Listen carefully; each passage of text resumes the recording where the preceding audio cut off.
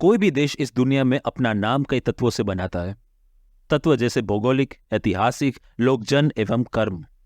पहले तीन तत्व तो जन्म के समय मुख्य किरदार अदा करता है, अर्थात ज्यादातर देशों के नाम भौगोलिक, ऐतिहासिक और लोकजन से बनता है। लेकिन कर्म जन्म के बाद मुख्य किरदार अदा करता है। कर्म तय करता है देश की वर्तमान और भविष्य स्थिति। कुछ देश कर्म से शक्तिशाली होता है, कोई मौका परस्त, कोई अति चालाक, कोई लालची या कोई दानवीर। आज हम बात करेंगे लालची और दानवीर देश की। सबसे पहले बात करें भारत देश की। भारत देश ने सदैव विश्व को एकता और शांति का ज्ञान दिया, आवश्यकता के समय लोगों की सहायता भी की। उदाहरण तौर पर 2021 जब कोरोना वायरस काल बनकर दुनिया को निगल रहा था, तब भारत देश ने कितने देशों को लाखों की तादाद में निःशुल्क वैक्सीन दिया, वह भी बिना किसी धन या कृपा की लालच किए। भारत ने यह सिद्ध कर दिखाया कि जहां बड़े से बड़े वर्ल्ड लीडर्स अपने देश को आगे बढ़ाने में व्यस्त थे, वही भारत दूसरों की चिंता करता है परिवार की तरह। तभी तो वसुदैव कुटुंबकम यह गुण एवं विचार विश्व को सिर्फ भारत ने ही दिया है। ऐसा नहीं है कि अहिंसा का ज्ञान देने वाले भारत ने शस्त्र नहीं उठाए। शस्त्र द्वारा युद्ध की पहल भारत ने कभी नहीं की और न कभी भविष्य में करेगा। लेकिन जब स्वयं की रक्षा की बारी आई, तब भारत का रौद्र रूप दुनिया ने देखा। ऐसा रौद्र रूप की दुनिया को भारत के सामने घुटने टेकने पड़े। भारत ने दूसरे देशों की रक्षा भी की, चाहे वो बांग्लादेश हो या मालदीव। आज हम सब जानते हैं कि दुनिया के किसी भी देशों के बीच जब युद्ध होता है, तब दुनिया भारत की तरफ देखता है। आज लोग भारत की सहायता इसलिए लेते हैं क्योंकि उन्हें भारत की नीयत और कर्म पर भरोसा है। अब बात करते हैं उस देश की जिसके लिए लोभ, लालच जैसे शब्द बहुत छोटे पड़ते हैं। उस देश का नाम है पाकिस्तान। सारी दुनिया और खास करके भारतीय लोग जानते हैं कि इस देश का जन्म झूठ की बुनियाद पर हुआ है। इस्लाम का दमन, शोषण और गुलामी जैसे झूठे नैरेटिव सेट करवाकर इन्हीं मुसलमानों ने पाकिस्तान देश बनाया। कलमा पढ़कर बना देश, इस्लाम का सच्चा नुमाइंदा, इस्लाम के लिए मर मिटने वाला मोहम्मद अली जिन्ना का पाकिस्तान। ऐसे फॉल्स नैरेटिव सेट करके खुद को सच्चा मुसलमान वाला देश की छवि बनाने का प्रयास पाकिस्तान ने किया, लेकिन सत्य इसके विपरीत है। पाकिस्तान जो खुद को इस्लाम का रक्षक कहता है, असल में वही उनका भक्षक है। इजराइल फिलिस्तीन की शत्रुता के बारे में हम सबको पता है, किस तरह खुद को सच्चा मुसलमान साबित करने के लिए और फिलिस्तीन का हितैषी सिद्ध करने के लिए अपनी तरफ इजराइल को मान्यता देने से पाकिस्तान ने मना कर दिया। शायद आप सब यह सोच रहे होंगे कि फिलिस्तीन का पक्ष लेना पाकिस्तान का अधिकार है, तो इसमें गलत क्या? बिल्कुल गलत नहीं। लेकिन अगर मैं आपको कहूं कि कुछ मिलियन डॉलर्स के लिए पाकिस्तान ने हजारों फिलिस्तीनियों को जान से मारा, तो फिर मेरा इस लालची देश को रक्षक नहीं बल्कि भक्षक कहना सही होगा। यह कहानी जो आज हम आपको बताने वाले हैं, उसे सिर्फ कहानी नहीं बल्कि जियोपॉलिटिक्स का एक महत्वपूर्ण घटना की दृष्टि से समझे। इस घटना की शुरुआत 1967 सिक्स डे वॉर से भी पहले हुआ और अंत हुआ सितंबर 1970। इस कहानी की शुरुआत फौजी युद्ध से हुआ और अंत फौजी जघन्य हत्याकांड से हुआ। सबसे पहले कहानी के किरदार की बात करते हैं। इस कहानी के किरदार है इजराइल, फिलिस्तीन, Jordan, popular front for the liberation of फिलिस्तीन, पाकिस्तान इत्यादि। इन सभी किरदार और भूमिका को एक एक करके जानेंगे हमारे इस वीडियो ऑपरेशन ब्लैक सितंबर में।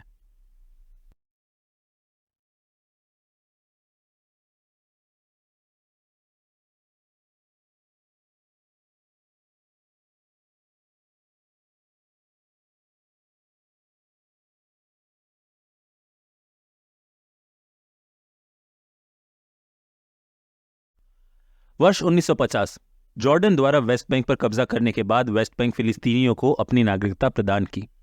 वेस्ट बैंक और जॉर्डन की संयुक्त आबादी में 2/3 आबादी फिलिस्तीनी और 1/3 आबादी जॉर्डेनियंस की थी।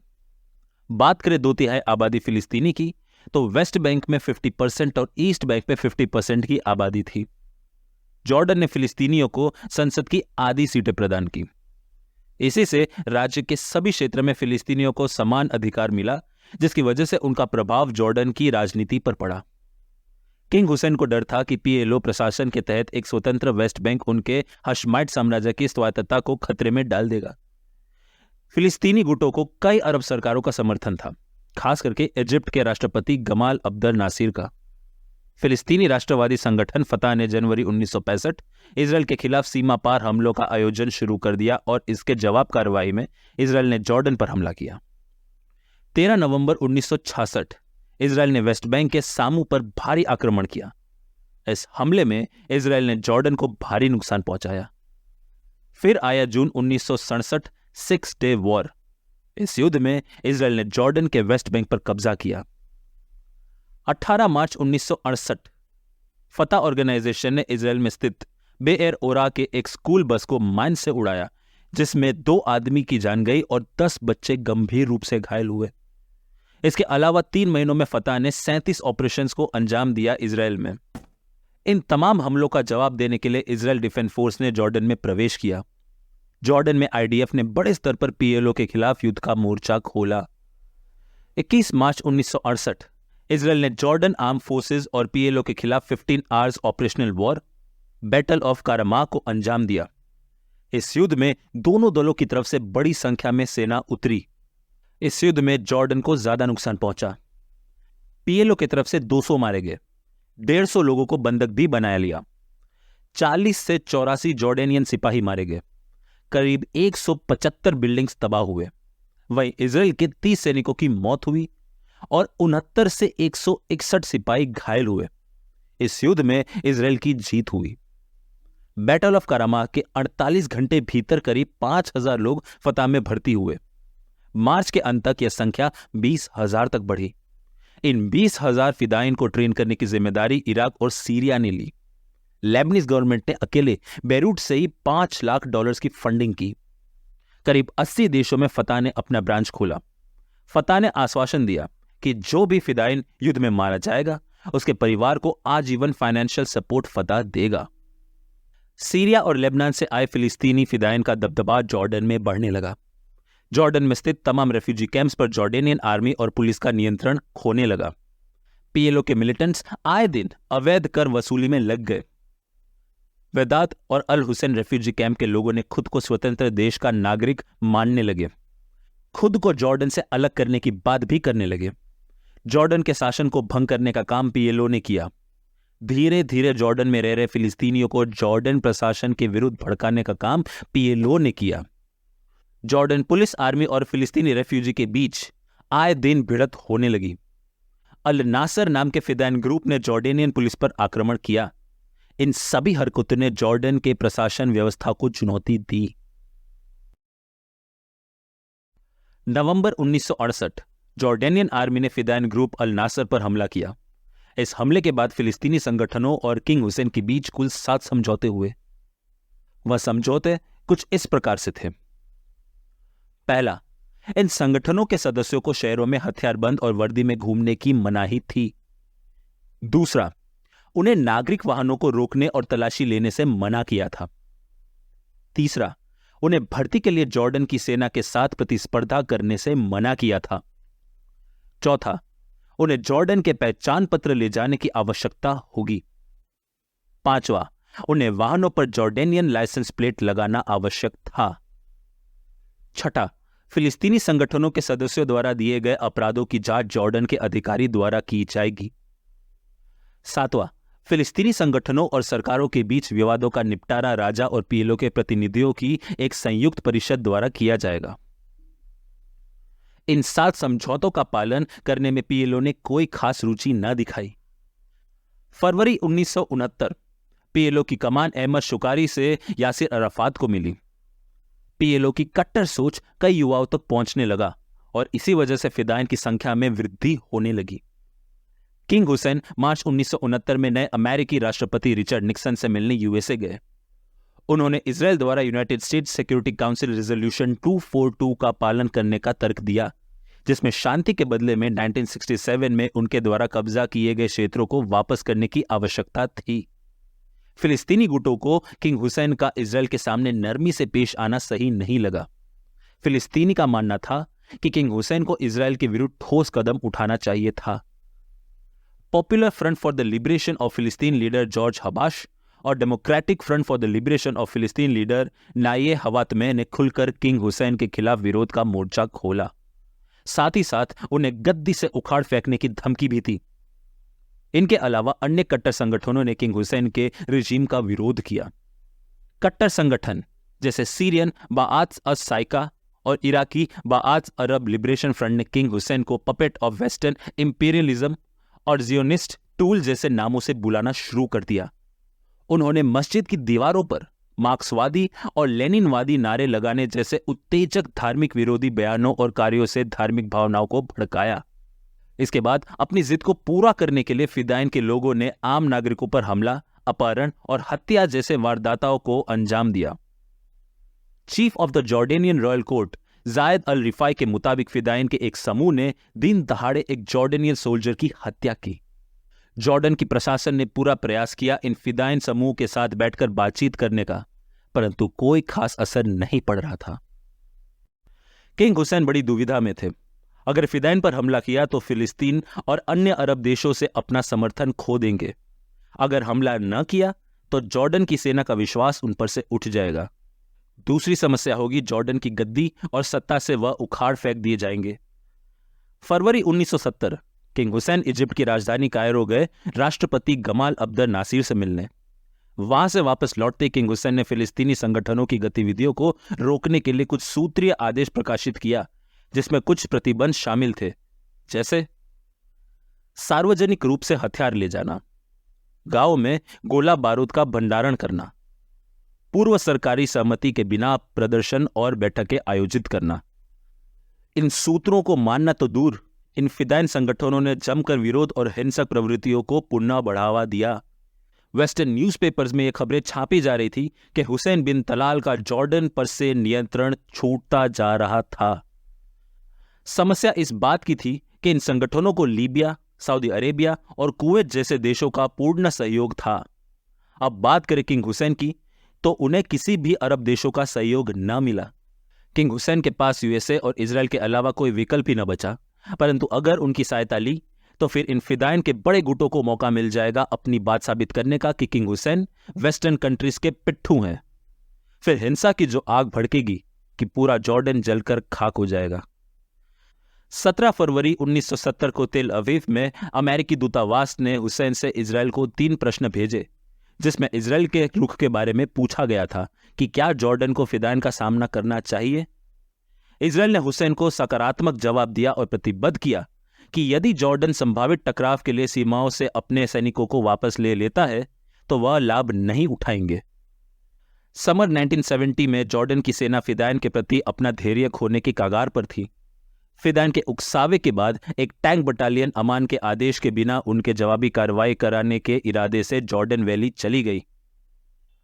इस हमले को किंग हुसैन और 3rd आर्मर्ड डिवीजन कमांडर शरीफ शकार ने रोका। 7 जून 1970 जारका में फिदायन और जॉर्डेनियन आर्मी के बीच लड़ाई हुई। 2 दिन बाद फिदायन ने जनरल इंटेलिजेंस डायरेक्टरेट के हेडक्वार्टर पर हमला किया। इस घटना के बाद किंग हुसैन हेडक्वार्टर की तरफ चल दिए, परंतु फिदायन ने उनके काफिले पर हमला कर दिया। इस हमले में एक गार्ड की मौत हुई। आखिर में फिदायन ने किंग हुसैन पर जानलेवा हमला कर ही दिया।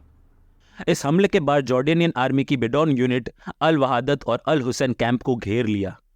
करीब 2000 फिदायनी राजधानी अमान में भारी प्रमाण में हथियार और कत्यूश रॉकेट्स के साथ तैयार थे। इन फिदायन से निपटने के लिए किंग हुसैन के एडवाइजर कमेटी 2 भागों में बंट गए।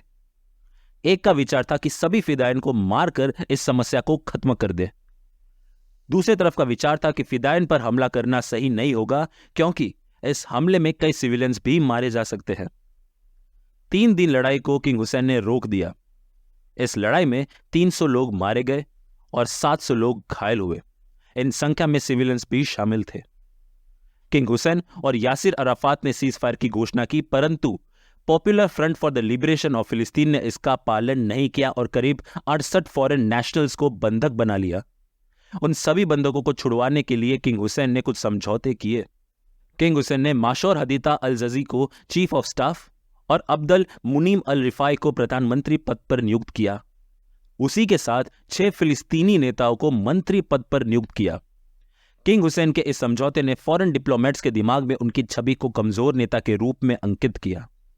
जॉर्डन के रॉयल फैमिली को कुछ समझ नहीं आ रहा था। वह खुद को खोखला महसूस करने लगे।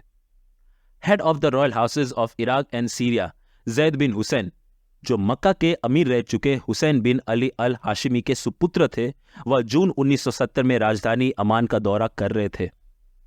जायद बिन हुसैन का ताल्लुक हशमाइट खानदान से था। उन्होंने किंग हुसैन के मैनेजमेंट को देखा और अपने बेटे से कहा कि किंग हुसैन अपने हाशमाइट खानदान के सबसे सच्चे, सक्षम और साहसी व्यक्ति हैं। वह एक महान नेता है। 10 जुलाई 1970 किंग हुसैन और यासिर अराफात के बीच एक और सीज फायर अग्रीमेंट पर हस्ताक्षर हुआ। इस अग्रीमेंट पर जॉर्डन ने फिदाइन की उपस्थिति को मान्यता दी और वैध बनाया और फिदाइन आचरण की निगरानी के लिए एक समिति की स्थापना की। उन दिनों इजराइल और इजिप्ट के बीच वॉर ऑफ आर्टिशन चल रहा था। 7 अगस्त 1970 दोनों देशों के बीच सीज फायर हुआ। जॉर्डन में शांति अभी भी दूर तक नजर नहीं आ रही थी। Popular front for the liberation of फिलिस्तीन और democratic front for the liberation of फिलिस्तीन ने जॉर्डन प्रशासन के विरुद्ध युद्ध का मोर्चा खोला और इस बार उन्होंने तख्ता पलट करने की पूरी तैयारी कर दी। फिदाइन और सेना के बीच युद्ध हुआ और इस बार फिदाइन ने राजधानी के पोस्ट ऑफिस पर हमला किया। 1 सितंबर 1970 3 महीने में दूसरी बार हुसैन बिन तलाल के काफिले पर फिदाइन ने हमला किया। 6 सितंबर PFLP ने 3 विमानों को हाईजैक किया। उन 3 विमानों में से 2 विमान स्विस एयर और TWA विमान को जॉर्डन के अजराक से और पैन अमेरिका विमान जो कायरो के लिए उड़ान भरने वाला था, उन तीनों विमानों को पैसेंजर सहित अगवा कर लिया गया। जॉर्डन में अगवा किए गए 2 विमानों में से कुल 310 पैसेंजर्स को उतारा गया और PFLP ने उन्हें बंधक बनाकर अपनी डिमांड्स को सामने रखा। उनके डिमांड्स थे यूरोप और इजराइल के जेलों में रहे तमाम फिदाइन को रिहा किया जाए। अगर डिमांड पूरी न की गई तो प्लेन को नष्ट कर दिया जाएगा। 9 सितंबर को तीसरे विमान को जॉर्डन लाया गया। BOAC फ्लाइट जिसमें 115 पैसेंजर्स थे, उन्हें बहरीन से जारका लाया गया। PFLP ने इस हाईजैक का मकसद बताया जो था फिलिस्तीन की आज़ादी। 12 सितंबर के दिन हाईजैकर्स ने तीनों प्लेन को प्रेस मीडिया के सामने बॉम्ब से उड़ा दिया। इस धमाके के बाद भी PFLP ने 54 लोगों को बंधक बनाया। इस आतंकी वारदात से PFLP को अरब देशों का विरोध मिला। जॉर्डन PLO के लिए टेररिज्म हब बन चुका था। किंग हुसैन पहले से ही PFLP से परेशान थे और अब डाउसन्स फील्ड हाईजैकिंग के बाद PFLP ने इनडायरेक्टली विश्व स्तर पर जॉर्डन के प्रशासन और फौज को चुनौती दी। इसी से किंग हुसैन की सब्र शक्ति ने जवाब दे दिया और PFLP फिलिस्तीनी संगठन और अन्य फिदाइन को जड़ से उखाड़ फेंकने का फैसला कर लिया। 15 सितंबर 1970 किंग हुसैन ने राजधानी अमान के बाहर अपने एडवाइजर्स के साथ मीटिंग की। इस मीटिंग में जॉर्डेनियन आर्मी की लेफ्टिनेंट जनरल आमिर खमाश, 15वें प्राइम मिनिस्टर वासफी ताल और अन्य लोग शामिल थे। इस मीटिंग में जॉर्डन के 19वें प्राइम मिनिस्टर मोहम्मद दाऊद के सुझाव से जॉर्डन किंग हुसैन ने मार्शल लॉ इम्पोज किया। 17 सितंबर 1970 60th आर्मर्ड ब्रिगेड ने राजधानी अमान में प्रवेश किया।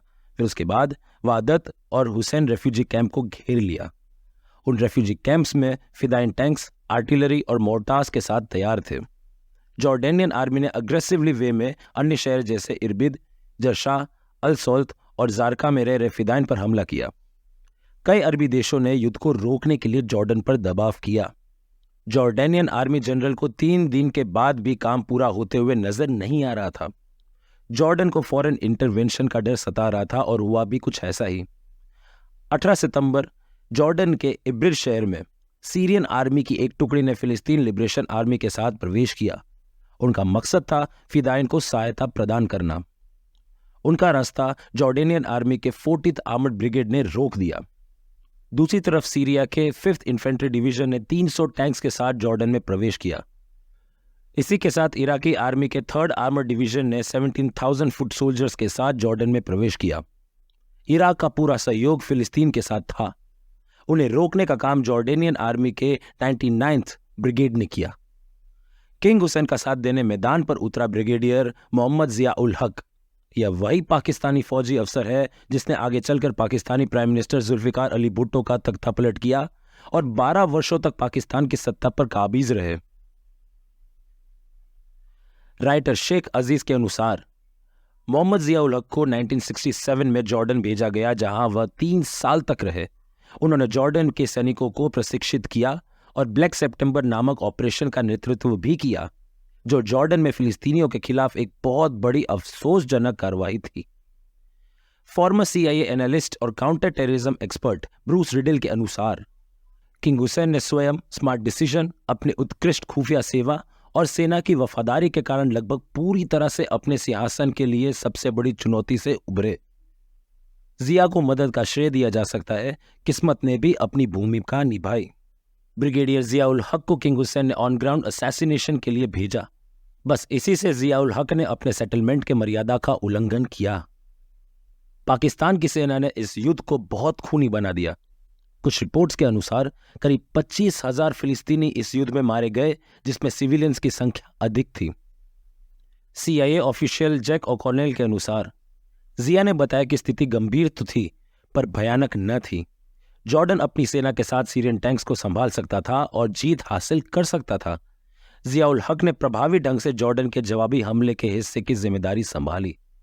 सीरियन डिफेंस मिनिस्टर और एयरफोर्स ने फैसला किया कि इस युद्ध से दूर रहने का।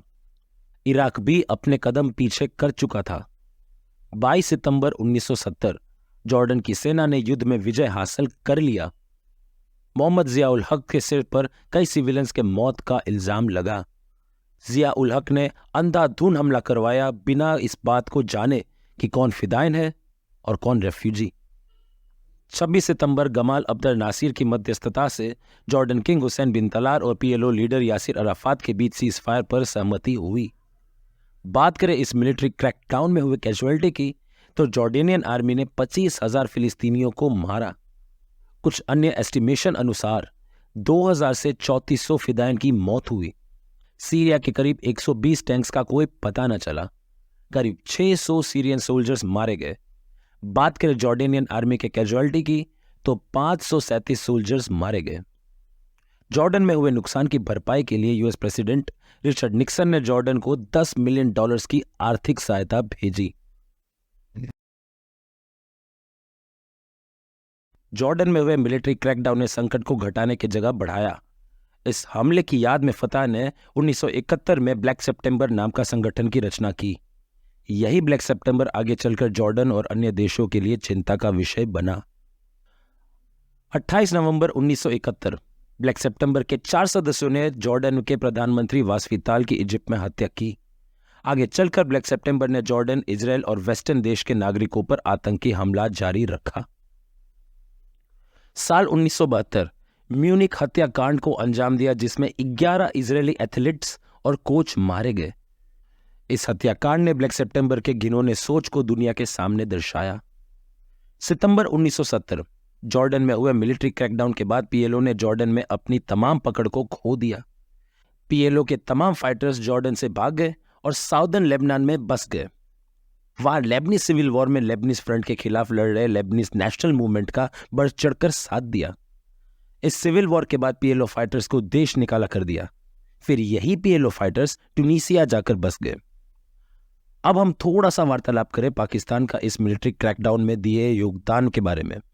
ब्रिगेडियर मोहम्मद जियाउल हक को जॉर्डन का हाईएस्ट ऑनर मिला। Order of Al Hussein bin Ali medal से उनका सम्मान हुआ। कुछ लोग पाकिस्तान का पक्ष इस आधार में लेंगे कि पाकिस्तान ही इकलौता देश था जिसने जॉर्डन की सहायता ग्राउंड लेवल पर की। सहायता करनी भी चाहिए। आखिर आतंक को खत्म करने के लिए फौजी वर्दी का उपयोग किया जाता है, लेकिन आतंक को खत्म करने के नाम पर खुद का आतंकवादी बन जाना, यह कहां का न्याय है? रेफ्यूजी कैंप में घुसकर घरों घरों में तलाशी करके आतंकवादी को न्यूट्रलाइज करने का काम मोहम्मद जियाउल हक का था, लेकिन ऐसा उनकी फौज ने न किया। बिना तफ्तीश किए जहां मन किया उधर अंधाधुंध गोली बरसाया। लाशों के ढेर लगे, जिसमें सिविलियंस भी थे। फिलिस्तीन के हितों की बात करने वाला पाकिस्तान का यह दोगला चरित्र नहीं तो क्या है? ऐसा नहीं कि पाकिस्तान की तरह भारत ऐसी स्थिति में न आया जिसमें युद्ध लड़ रहे दो देशों में से किसी एक का पक्ष चुनना हो। वर्ष 2022 यूक्रेन रशिया वॉर एक ऐसा समय आ चुका था जब बड़े से बड़े शक्तिशाली देशों ने अपना पक्ष चुना। भारत को भी इस दौर से गुजरना था। भारत अगर चाहता तो अपने मित्र देश रशिया की तरफ अपना मिलिट्री और डिप्लोमेटिक सपोर्ट देता, लेकिन एक का साथ देकर युद्ध को और बढ़ाने के बजाय भारत ने शांति का पक्ष लिया। दोनों के बीच चल रहे युद्ध को रोकने का सही प्रयास किया। आज इसलिए युद्ध जैसे भयंकर स्थिति में दुनिया भारत की तरफ उम्मीद लगाए देखती है। अरब देशों में अपनी पहचान बनाना, जॉर्डन के साथ पैसों के लिए काम करना, यह पाकिस्तान की पहली प्राथमिकता बनी। पाकिस्तान का दोगला चेहरा अफगान अमेरिका युद्ध में भी दिखा। खुद को तालिबान का रहनुमा बताने वाला पाकिस्तान यूएसए के गुड बुक्स और डॉलर्स के लालच में यूएस मिलिट्री को तालिबान पर हमला करने के लिए लॉन्च पैड्स भी दिए। मुस्लिम उम्मा का सरदार कहने वाला पाकिस्तान असल में डॉलर का सच्चा वफादार है। आज फिलिस्तीन के लिए रोने वाला पाकिस्तान 2-4 आंसू उन नागरिकों के लिए भी बहा देता जिनको ह्यूमन शील्ड बनाकर फिदायन युद्ध में लड़ रहा था। गर्व होता है हमें हमारे भारतीय फौज पर, जिसके वर्दी पर किसी दूसरे देश और अपने देश के नागरिकों के खून का धब्बा नहीं। जब भी शस्त्र उठा तो रक्षा के लिए। काश पाकिस्तान हमसे और हमारे फौज से कुछ सीख लेता, लेकिन क्या करे, जो देश अपने मजहब के अनुयायियों का ना हो सका तो दूसरों का क्या ही होगा। पाकिस्तानी फौज से मानवता की उम्मीद करना भी तो मूर्खता की निशानी है। पाकिस्तान मोहम्मद अली जिन्ना और उसके जैसे लालची, झूठे और मौकापरस्त का देश है, और हमारा भारत श्री सुभाष चंद्र बोस का देश है। जहां अहिंसा और सत्य की बांसुरी बजती है तो वहां सामने से आए हमलों का जवाब देने के लिए युद्ध का शंख भी बजता है। तो दोस्तों, यह कहानी थी ब्लैक सितंबर की। मिलते हैं आपसे अगले वीडियो में सत्य, साहस एवं ज्ञान की शोध में। तब तक के लिए जय हिंद, वंदे मातरम।